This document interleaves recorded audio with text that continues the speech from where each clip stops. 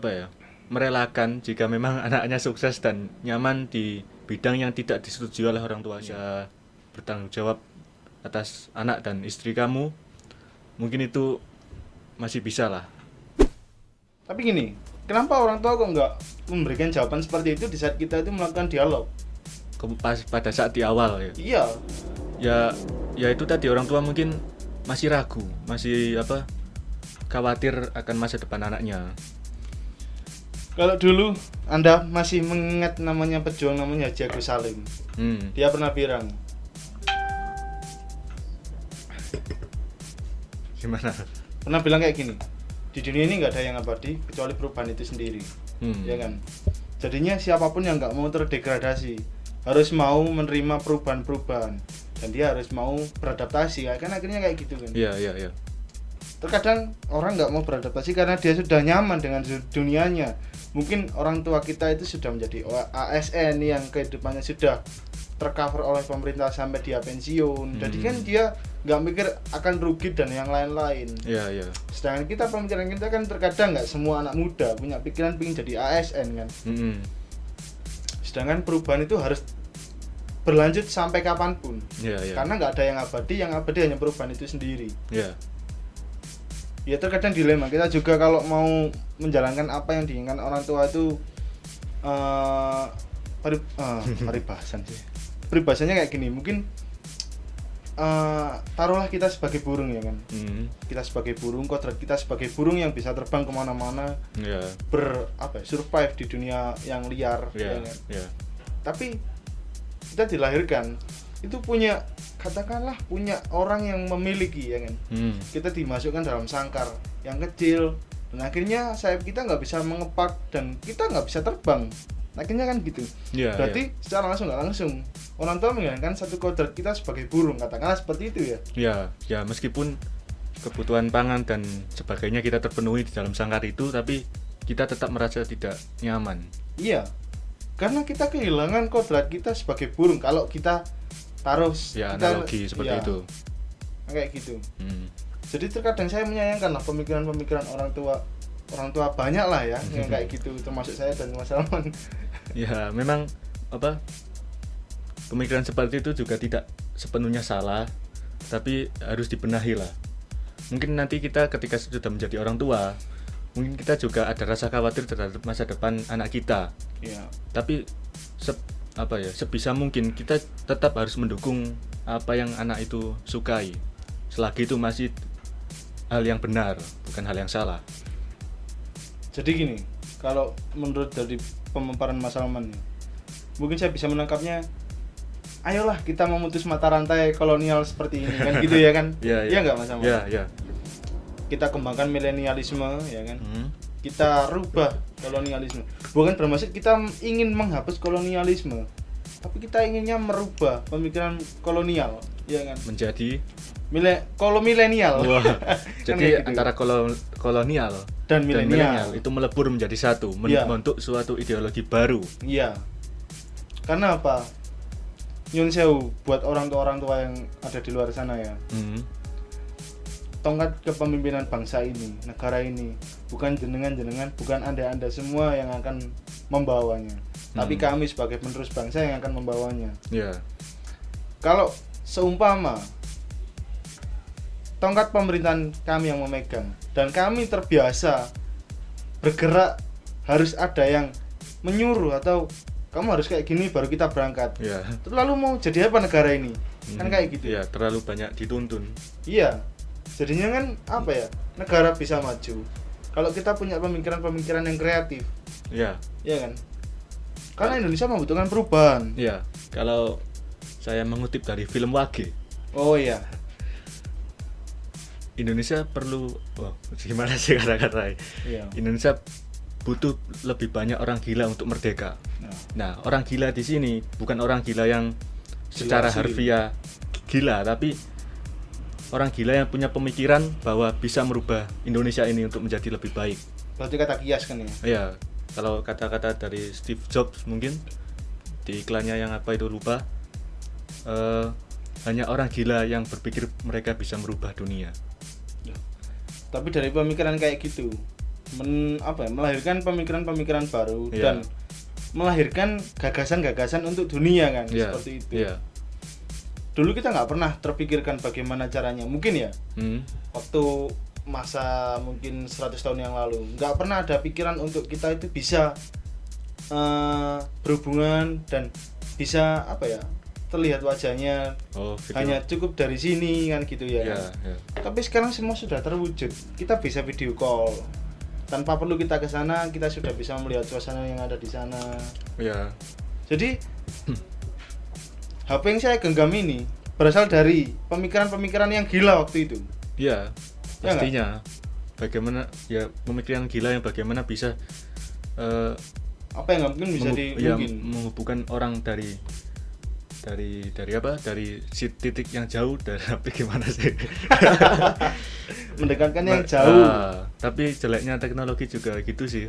Menjauhkan yang dekat. Mendekatkan yang jauh, menjauhkan yang dekat. Memang HP atau katakanlah gadget ya.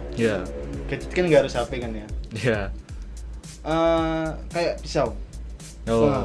Jadi pisau itu kalau dipegang sama orang jagal buat menyembelih sapi atau memotong-motong daging sapi itu jadinya positif. Kalau pisau tersebut itu dibawa sama perampok jadinya negatif. Jadi kita harus pintar-pintar memilah dan memilih.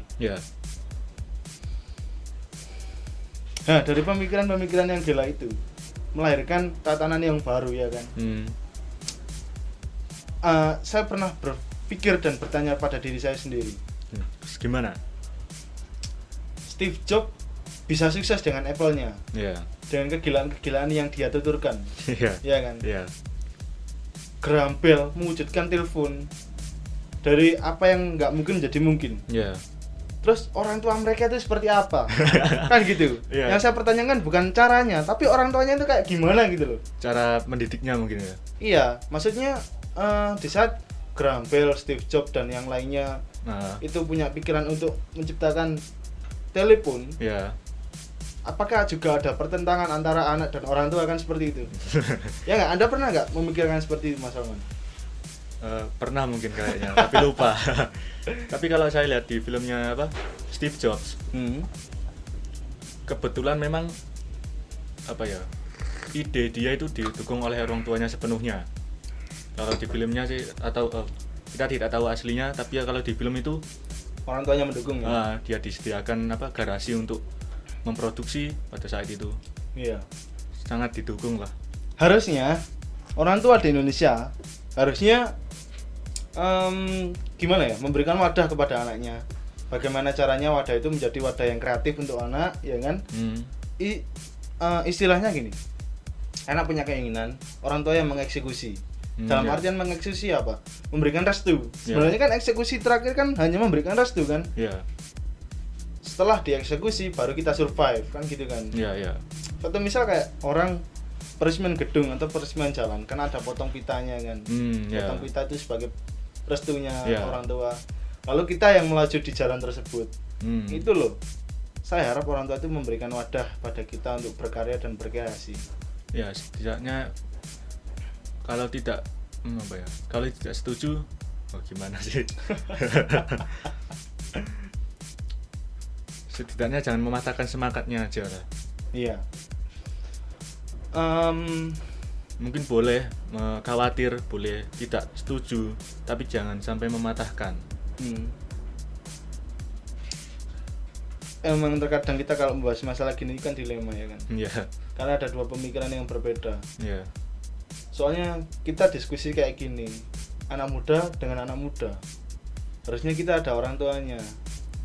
Tapi gimana kita mau ngajak orang tua sedangkan orang tuanya aja nggak mau diajak ya kan?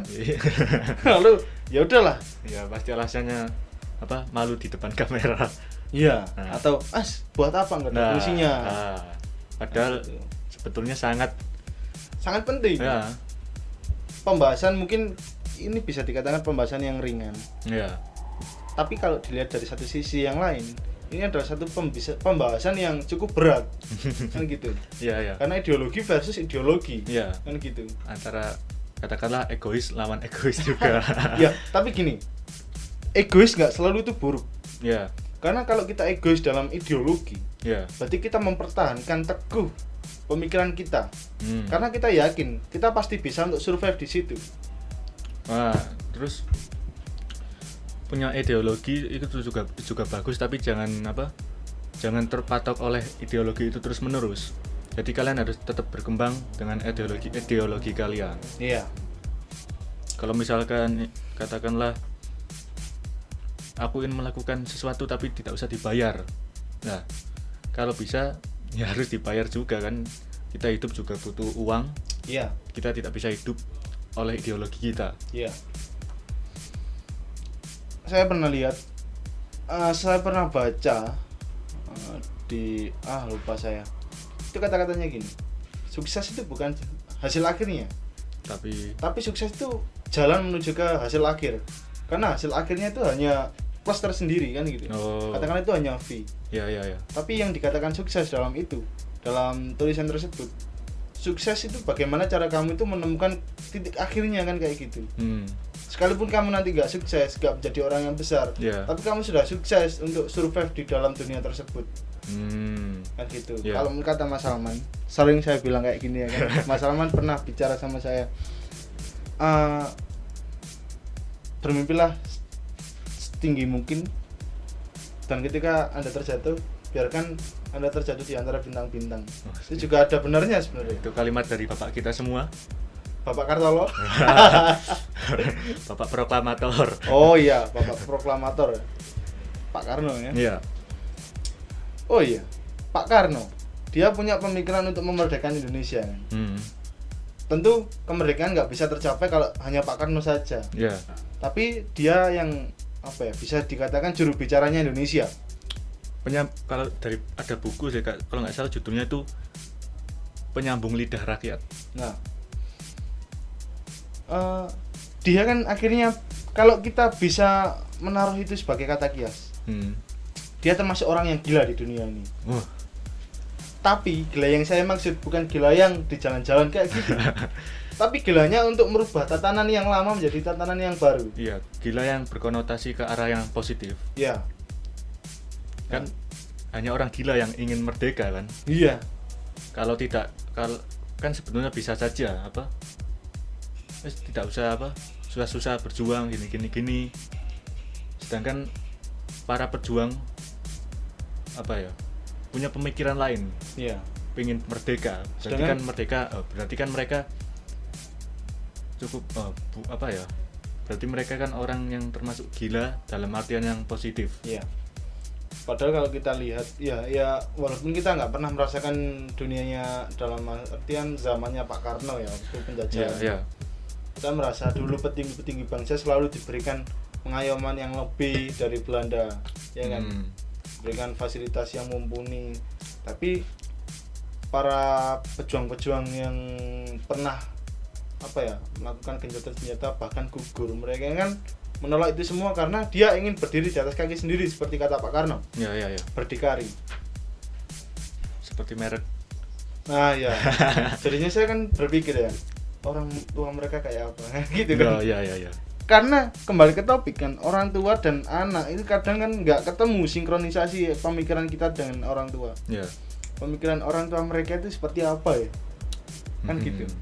Berarti kita yang sebagai anak harus lebih berani lagi untuk mengutarakan pendapat. Perlu ditingkatkan lagi SDM-nya. Pastinya nggak saya saja yang punya pikiran seperti itu. Pendapat kalian kita rapatkan, kita diskusikan dalam komentar ya kan.